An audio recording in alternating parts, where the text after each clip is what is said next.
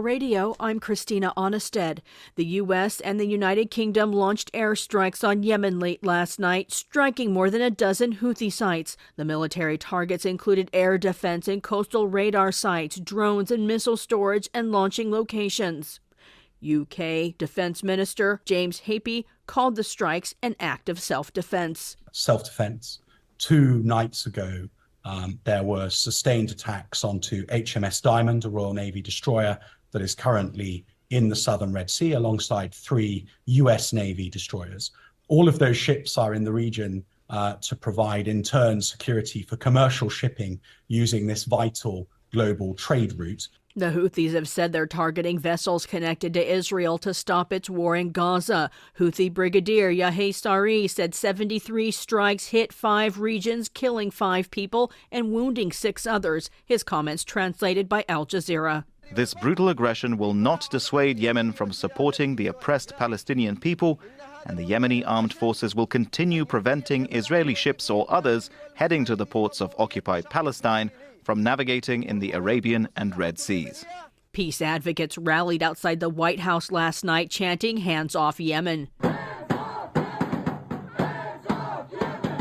Progressive Democrats slammed the U.S. strikes without first going through Congress. Missouri Congresswoman Cori Bush said in a statement, "The people do not want more of our taxpayer dollars going to endless war and the killing of civilians. Stop the bombing and do better by us."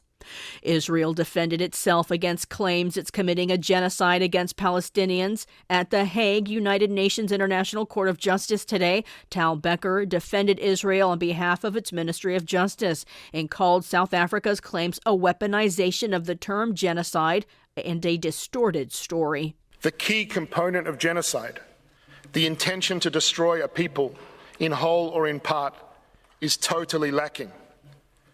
What Israel seeks by operating in Gaza is not to destroy a people, but to protect a people, its people, who are under attack on multiple fronts. He said Hamas uses civilians as human shields and has embedded its infrastructure under UN facilities, hospitals, and schools, making military targets difficult. South Africa filed the charges against Israel, asking the court to immediately halt Israel's military operations in Gaza. The case could take years, but South Africa's hoping for action within weeks on what are called provisional measures aimed at stopping what it says is a genocide while the case proceeds. South Africa made arguments yesterday. Donald Trump and his lawyers made arguments before a judge in his New York business fraud trial Thursday. New York Attorney General Letitia James is charging Trump with conspiracy, insurance fraud, and falsifying business records for inflating his net worth to obtain lower tax rates and other perks for the wealthy. Trump denies wrongdoing. She's also seeking $370 million in penalties and requesting Trump and his co-defendants, including his children, be barred from doing business in New York. She spoke after the trial. This trial has shown, and we have produced evidence about the scope, the scale, the depth, the breadth of the illegality, the fraud that impersonally enriched Donald Trump and his family. A judge barred Trump from giving a formal closing argument, but he made one anyways in court, unleashing a barrage of attacks, claiming political persecution and his innocence before being cut off by the judge, who's expected to have a verdict by January 31st. Texas Governor Greg Abbott is facing criticism after comments he made on a radio show about shooting immigrants at the U.S.-Mexico border.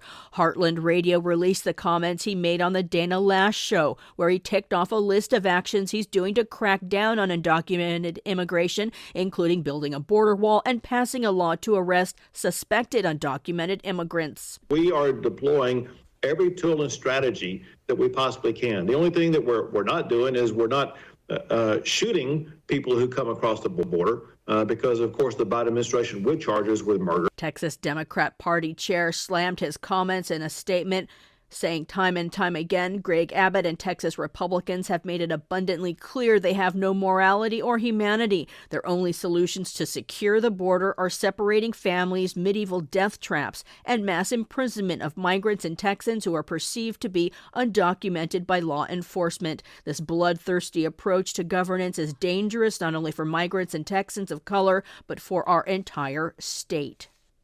President Joe Biden announced plans to begin canceling student loans for some borrowers as soon as February. Cancellation was set to begin in July under the new SAVE repayment plan. It's being unrolled earlier to provide faster relief to borrowers. Borrowers will be eligible if they've enrolled in the new SAVE plan. They originally borrowed $12,000 or less to attend college, and they've made at least 10 years of payments. Republicans say the plan to begin canceling student loans is an attempt to win voters ahead of the 2024 presidential election. I'm Christina Onnested, reporting for Pacifica Radio.